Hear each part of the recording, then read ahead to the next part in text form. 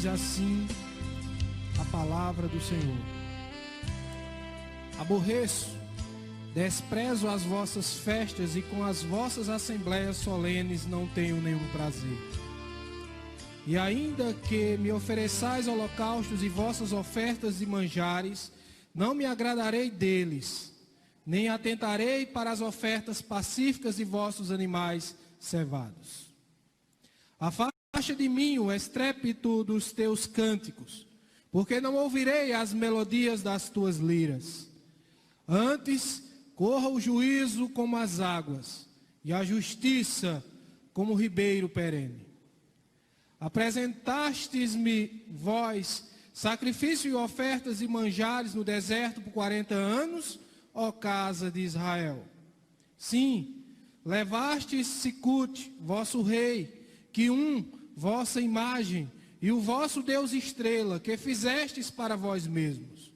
Por isso vos desterrarei para além de Damasco, diz o Senhor, cujo nome é Deus dos exércitos. Senhor, nos colocamos em Tua presença em oração.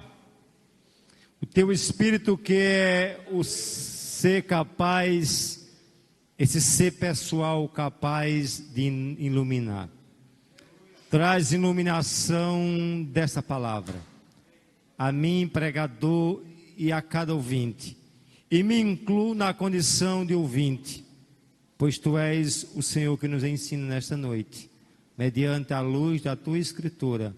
Em nome de Jesus, amém e amém. Queridos, poder sentar. Eu queria chamar a atenção de vocês desse texto de Amós. Amós faz parte da coletânea dos profetas menores, por isso que é difícil de se encontrar. Vocês têm Amós na minha Bíblia, né? É um conteúdo, é um volume pequeno, né? E até difícil de se encontrar dentro do compêndio da Escritura como um todo. Mas, meus queridos, eu queria assim pensar com vocês, qual foi a mensagem que Amós teve, né, nas visões, nos atos proféticos que ele fez. E assim, a priori eu queria que você entendesse a figura do Amós, que a palavra Amós significa condutor de carga. Era assim o nome do autor, o significado da palavra Amós. E o estilo de Amós era um estilo muito simples, era um estilo muito objetivo, muito sucinto. Diferente da linguagem, vamos supor, de Ezequiel, né? Ezequiel é uma linguagem muito complicada, é uma linguagem muito apocalíptica, uma linguagem muito difícil de compreensão. E já Amós realmente tinha uma linguagem simples, um estilo objetivo, como eu já disse. E ele permeava justamente sobre o juízo nas nações pagãs e também mencionava condenação sobre a nação de Israel. E aí eu queria extrair esse texto, né? Não vou prolongar dentro de um contexto, ou seja, mas eu quero me deter nessas frases a partir do verso 21 ao verso 27. Nós vamos fazer paralelos em outros textos semelhantes, mas eu queria pensar com vocês justamente sobre a obediência, que é primazia para com Deus. Tem muito crente que não compreendeu, ele tem 20 anos de crente, 30 anos de crente, mas acha que pode ser um crente sem ser obediente ao Senhor. Eu sempre digo, ele se dispõe a dizer, eu quero Jesus como meu Salvador, mas não quer admitir Jesus como seu Senhor. E lembre-se de uma coisa que é fundamental na minha e na tua vida: nós vivemos uma vida em obediência. E em meio à obediência, a gente, no lugar de obedecer o Senhor, em viver uma vida de santidade, nós devemos muitas vezes, em dado momento, nós começamos a camuflar, a brincar, como é que diz? A ridicularizar com as coisas santas de Deus. Isso é perigoso. E o texto que nos remete não é uma nação pagã, mas o próprio povo de Israel, que era o povo eleito, o povo escolhido, o povo que Deus chamou entre todas as nações para ser o povo escolhido dele. E aí eu queria pensar com vocês, meus queridos, realmente acerca da necessidade de nós priorizarmos a obediência ao Senhor. E aí nós vamos ver que o primeiro ponto que eu quero evidenciar é que a falsidade, melhor dizendo, religiosidade, não é agradável aos olhos do Senhor. Olha como Amós, ele testifica contra aquele povo, onde ele diz no verso 21, acompanhe comigo ao texto, diz, olha, aborreço, desprezo as vossas festas, as vossas assembleias solenes, e não tenho nenhum prazer. Olha a forma tão forte, olha a forma tão terrível que o profeta diz àquele povo. Ele usa dois termos muito profundos, né? Onde ele diz comigo, ele diz assim conosco, vamos dizer, diga, aborreço e desprezo. Porque ele foi tão enfático, porque ele foi tão, tão repetitivo, tão prolixo. Ele poderia ficar só com um adjetivo negativo, mas ele diz e ele repete. A voz de Deus branda diz, olha, eu aborreço, eu desprezo o quê? As festas, as assembleias solenes. O que é assembleia solene? É culto como esse. É eventos como esse, em torno da mesa do Senhor. É ambientes solenes, que a gente tem o culto diário, a gente tem o culto contínuo, mas a gente tem o domingo com o memorial do Senhor, a gente tem o mês todinho, mas a gente tem a ceia com o memorial do Senhor, e a gente se reúne em torno dessa mesa, em torno do nome do Senhor, em torno realmente dessa indumentária, desse prédio, desse templo, e dizemos, vamos louvar o Senhor. Mas muitas vezes a gente se reúne, Jobson, a gente faz tudo, menos louva o Senhor. Quantas pessoas talvez para ter entrado aqui, vem fazer muitas outras coisas, menos adorar o que é digno. E Amós denuncia, vocês estão se reunindo, estão aí, mas não estão no meu agrado.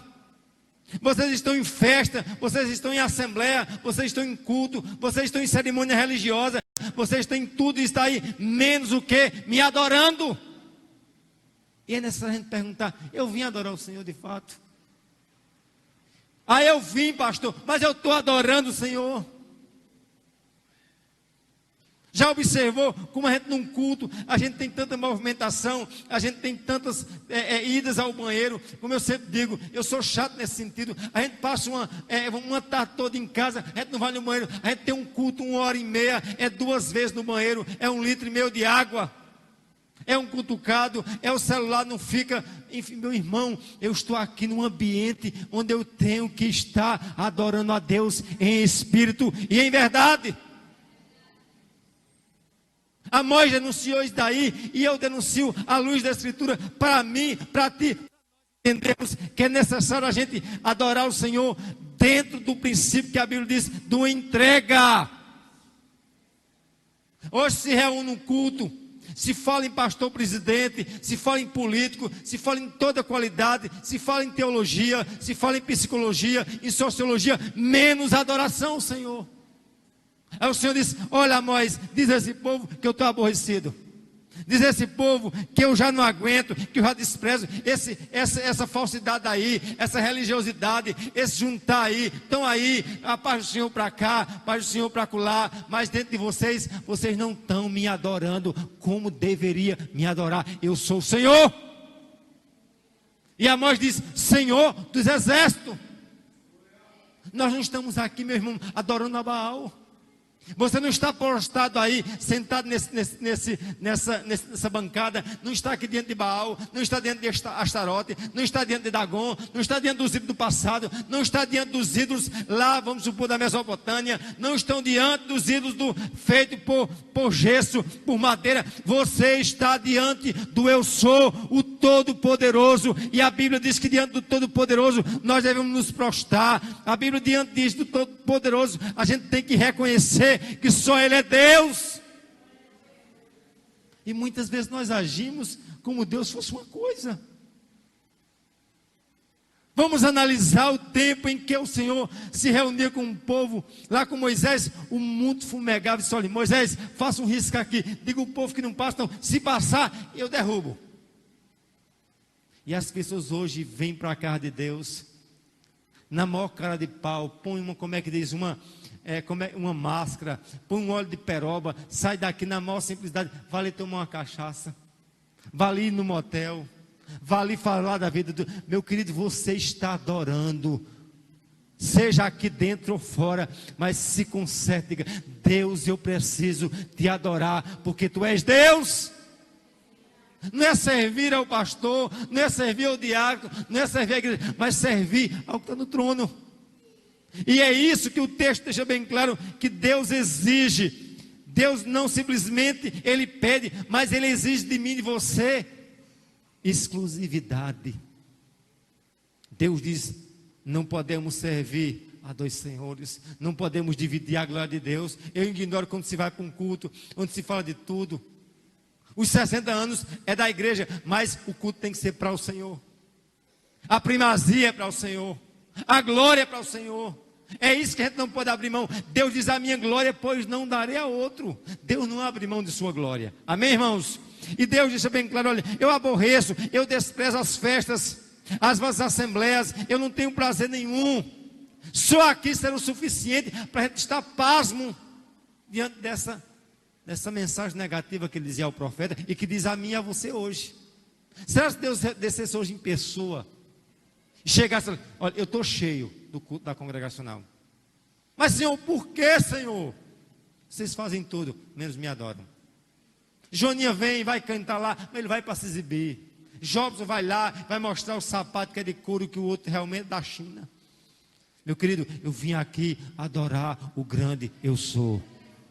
Eu vim dizer que Ele é grande, que Ele é grande, que Ele é grande, que Ele é digno, que Ele é Senhor, que Ele manda, que Ele demanda, que Ele sobe, que Ele desce, que Ele exalta. Ele é Deus. E o fato só dele ser Deus, Ele é digno. Ele é digno. E a gente não pode abrir mão dessa dignidade dele. Amém? E diante de tudo isso, ele aí prossegue descendo a lenha, dizendo: olha, ainda, diz o verso 22, que oferecereis holocaustos e ofertas e manjares, e não me agradareis deles, nem atentarei para as ofertas pacíficas dos vossos animais cevados. Eles ainda, ou seja, há um acréscimo, há um grau a mais. Vocês pensam que eu só estou realmente aí chateado, aborrecido, abominando a forma de você me cultuar? Eu quero dizer uma coisa a vocês: olha, tem mais. Essas ofertas aí que vocês acham são animais cevados. Quantas pessoas chegam: eu vou adorar o Senhor, ou eu vou ofertar ao Senhor. Aí fala: Deus não é comprado por dízimo, por oferta, por dinheiro. Essa pessoa que diz a você que Deus, traga o seu carro, queime o carro na fogueira santa e traga para o Senhor, está dando para ele, não para o Senhor, porque o Senhor já é digno de tudo. Agora o que Deus quer de mim e de você é respeito, obediência, santidade. É isso que ele diz, e ele deixa bem claro, meus queridos, nesse texto. Ele diz: as diversas ofertas sem obediência não tem prazer nenhum. Ele diz: quando nós formos ofertar ao Senhor, e se de fato nós não tivermos em comunhão com o irmão, diz: deixa a oferta no altar e não oferte, vá reconciliar com o teu irmão. É isso que a Escritura diz. É isso que é necessário eu fazer. É necessário que Jonathan faça, que Nailson, que Cássio, que cada um da gente façamos. A gente pensa que compra Deus com holocausto, a gente pensa que compra Deus com oferta, a gente pensa que compra Deus com oração, com reza, com não sei o quê. Não se faz isso, meus queridos. Tudo que a gente vai dar a Deus, já vamos dar daquilo que já é dele. E aí eu queria pensar com vocês, justamente a partir desse texto, e lembrar daquele episódio de 1 Samuel. Analise comigo, por favor. 1 Samuel capítulo 15, meus queridos. Olha aqui o mesmo paralelo no sentido em que o Senhor manda, diz o contexto que Deus manda, de fato o rei Saul exterminar aquele povo. O Senhor disse que não deixe nada, não disse, olha, não traga nada, diz o capítulo 15, a partir do verso 9, e diz o texto que simplesmente, meu irmão, Saul, quando viu o profeta, disse, olha profeta, eu cumpri a palavra do Senhor, eu estou a parafrasear, eu cumpri o desígnio de Deus, simplesmente eu estou aqui dizendo que tudo aquilo que Deus mandou fazer, eu fiz. Diz o verso 9, Saul e o povo poupou Agag, e o melhor das ovelhas, dos bois, dos animais gordos, os cordeiros, e o melhor que havia, e não quiseram destruir totalmente, porém toda coisa vil e desprezível destruiu, ou seja, destruíram as coisas desprezíveis. Aquilo que muitas vezes é desprezível para você, você destrói, você despreza. Mas diz o texto que ele guardou o melhor para o Senhor. O que? As ovelhas mais gordas. Pensando ele que estava o que? Agradando a Deus. Quantos crentes pensam que agrada a Deus com oração? Mas oração sem comunhão, sem respeito, sem santidade, não tem sentido nenhum. Quantas pessoas pensam que compra a Deus, jovens, trazendo dízimo para olhar aqui, Senhor, eu estou aqui contigo, não tem nenhuma dívida contigo. Aqui o texto é bem claro que Samuel adverte a Saul. Samuel adverte a Saul de forma tremenda, e ele diz, olha, Saul e o povo poupou o melhor o quê? As ovelhas. O que tinha de gordo. E prossegue o verso 13. Veio Samuel a Saul e disse-lhe, bendito és tu do Senhor, executei a palavra do Senhor. Olha o que é que Saul disse aqui, ó. Olha, profeta Samuel, eu quero dizer uma coisa, eu executei a palavra de Deus. O que Deus mandou, eu fiz. Não é isso? Aí prossegue, o verso 15. Respondeu Saul de Amaleque os destruí, porque o povo poupou o melhor das ovelhas, dos bois, para sacrificar ao Senhor. Escute bem, eu quero abrir um parênteses, que eu já falei essa referência, e quero reprisar nessa noite. Saul era o rei. Quem mandava era Saul. Quem desmandava era Saul. Mas diz o texto que Saul disse, olha, Saul e o povo, depois ele tira, ele diz, o povo poupou o melhor das ovelhas. Mas quem era o rei? Era ele. Não queira culpar os outros daquilo que é de cunho de sua responsabilidade. Quantas vezes eu estou numa enrascada porque alguém me colocou? Não, mas eu tenho que ser responsável pelas minhas ações. Amém, irmãos? Quem é o pai da casa? Quem é o chefe da casa? Quem é de fato aquela pessoa? É você, sou eu, somos nós. Vamos ser responsáveis pelas nossas ações.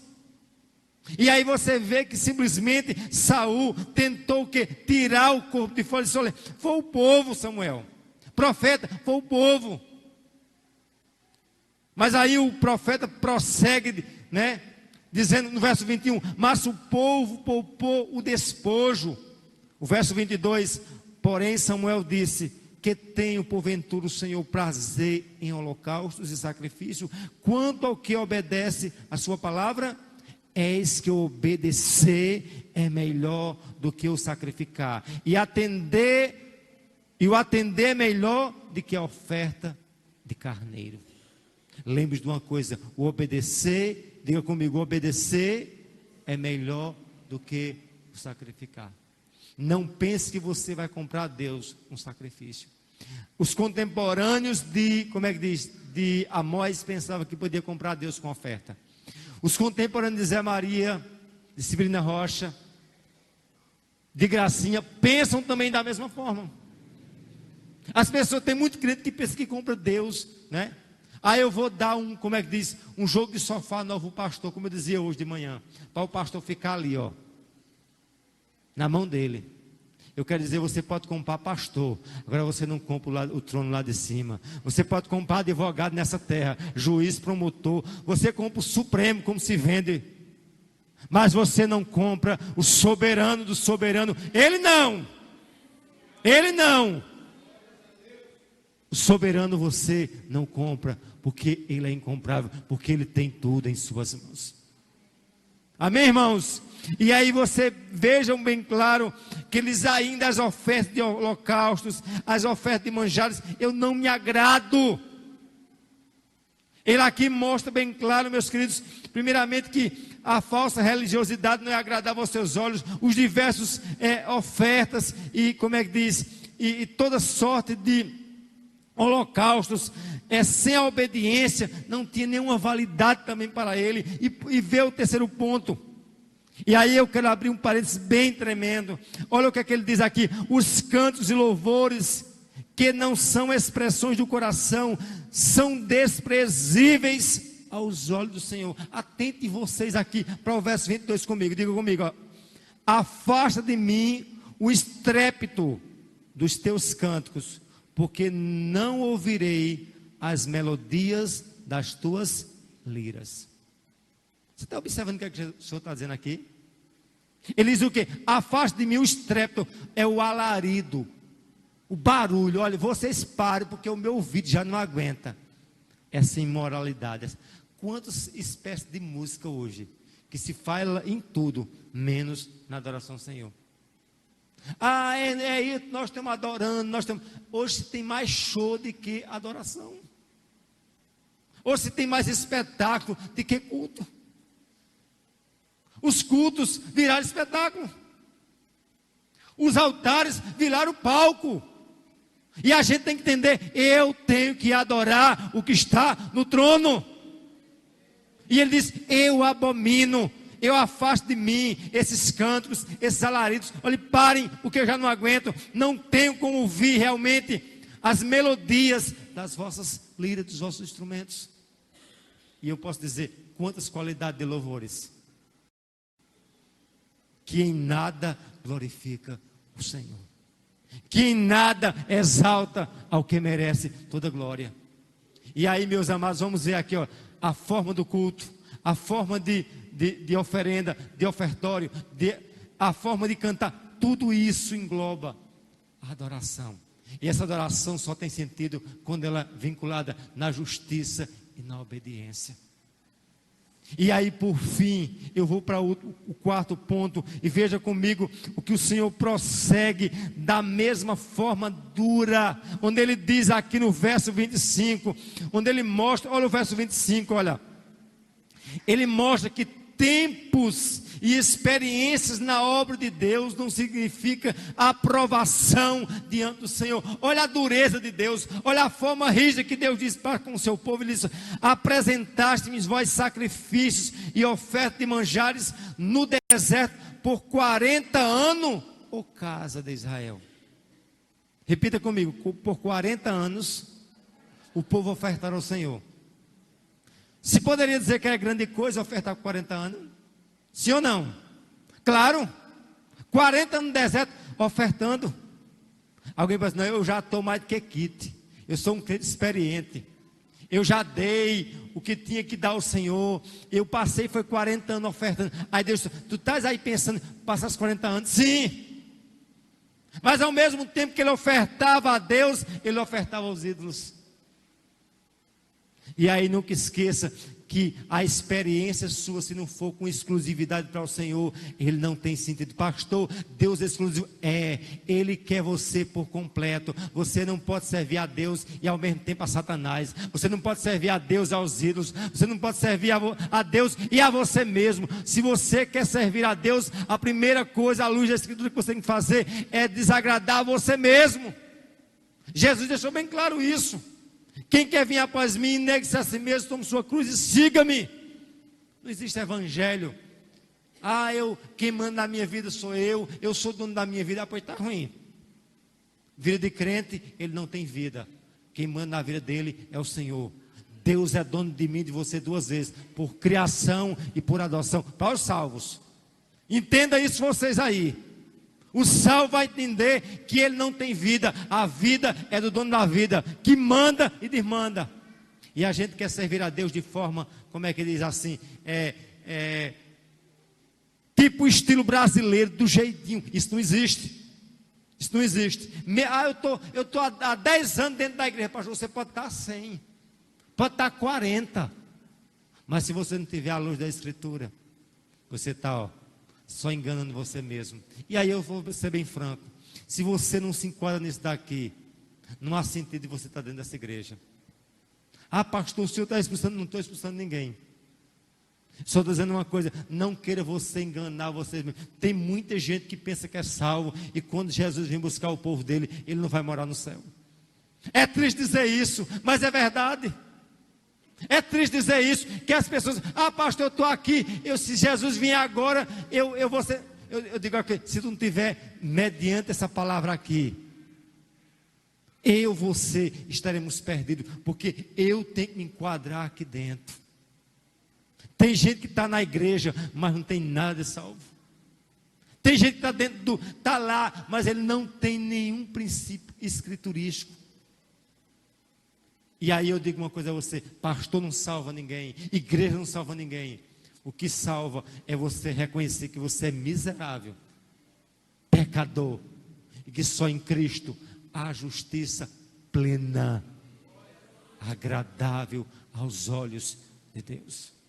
Não querer você, olha e pense num crente bom, sou eu. Se o Senhor viesse agora, subir um crente, sou eu. Não. Entendam isso. Se você vai morar no céu, eu vou morar no céu, de fato. Eu acredito, eu tiro si. É a graça, é a graça, é a graça, é a graça e unicamente a graça. E aqui nos faz mostrar isso. Nos faz que o homem por si só é incapaz de agradar a Deus. Com seus atos, 40 anos no deserto, mas não tinha mérito nenhum. Mas o que eles faziam? No lugar de reconhecer a sua pecaminosidade, eles camuflavam com sua religiosidade. Já observou que aquelas qualidades de crente, os que têm a saiona, os cabelão que não chega nem a tesoura, né? Ele olha para os Jobson, está quase desviado. Eu sou o homem de oração, o homem que tem comunhão com Deus.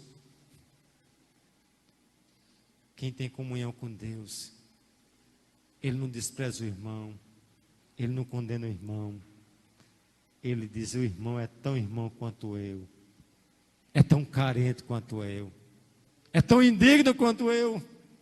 Já imaginou que vamos saber quem tem dignidade de tomar ceia e quem não tem? Os miseráveis ficam de um lado e os santos de outro. Não existe, não.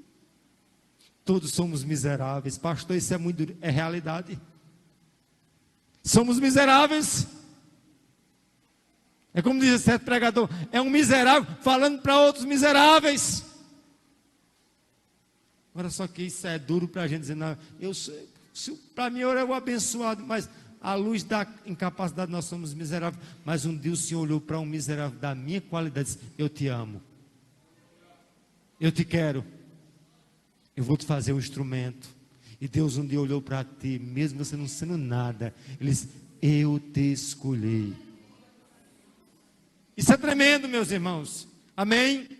E aí você vê aqui o Senhor deixando bem claro que as experiências, 40 anos, podia ter tudo, mas se eles não tivessem realmente a graça de Deus, se eles não reconhecessem as suas incapacidades, eles eram altamente perdidos. Mas o povo, no lugar de reconhecer as suas falhas, eles camuflavam, como eu disse, com a sua religiosidade.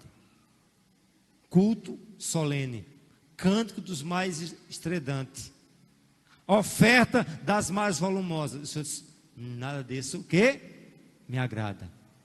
É tudo hipocrisia, é tudo falsidade, é coisa que às minhas narinas não é aprazível.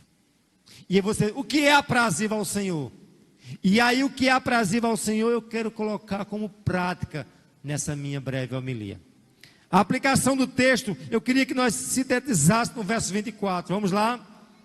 Vamos lá, meus queridos. Antes, olha aqui, enquanto ele falar ainda, não é isso? Ele prossegue descendo. Ele agora ele dá uma guinada, uma contrariedade. Ele diz: antes, corra o juízo como as águas, a justiça como o ribeiro perene. Ah, Deus, como é que eu vou te agradar? Ele diz o quê? Antes, tem o quê? O juízo como água em abundância. E o quê? E a justiça como um rio permanente. Em suma, quer agradar a Deus?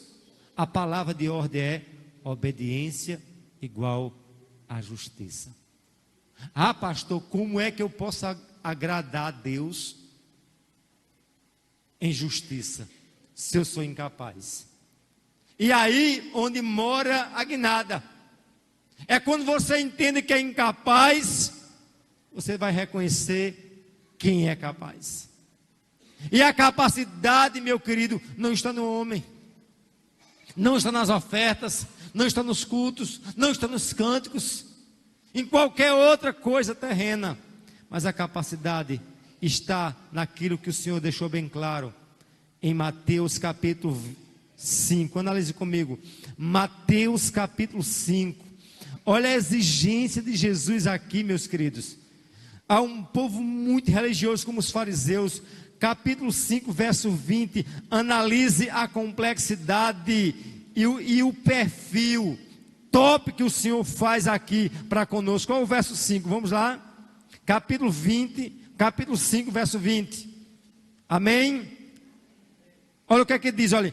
Porque vos digo, se a vossa justiça não exceder em muito dos escribas e fariseus, jamais entrareis no reino de Deus. É algo desesperador um negócio desse. Se a justiça de vocês não exceder, não for além dos escribas e fariseus, olha, vocês não podem o quê? Nem ver o reino de Deus. E aí, Jobson? É um padrão muito alto ou não?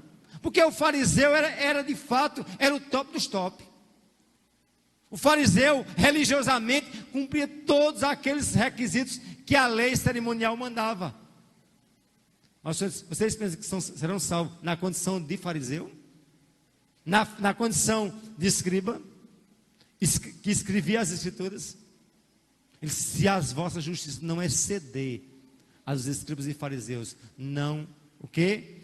Jamais entrareis no reino de Deus. E aí, se eu parasse por aqui, era algo desesperador. Nada agrada a Deus. Culto, indigno, estou fora. Culto, como é que diz, solenes, não me agrada. Como é que diz? Música, que não é para o louvor dele, não agrada. Oferta não agrada. Aliás, o que vai agradar a Deus? Unicamente uma coisa: a oferta na pessoa de Cristo Jesus. Ao Senhor recebe, isso sim. Existe só um mérito, o mérito está em Cristo. Por isso, jamais a glória pode ser tirado para Ele, porque dele, por meio dele e para Ele são todas as, novamente diga, porque dele, por meio dele e para Ele são todas as coisas, porque dele, por meio dele, um só coro, porque dele, por meio dele e para Ele são todas as coisas. É isso que eu diria a vocês.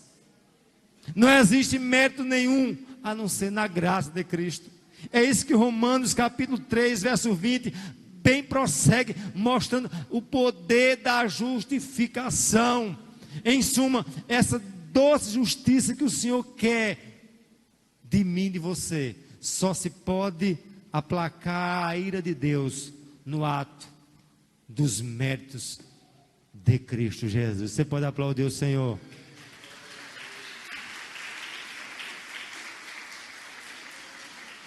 E aí eu diria a vocês bem claro: você tem reconhecido que é miserável agora?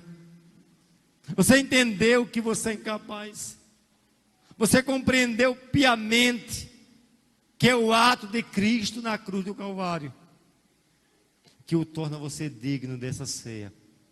Mais do que digno dessa ceia, digno de morar eternamente nos céus.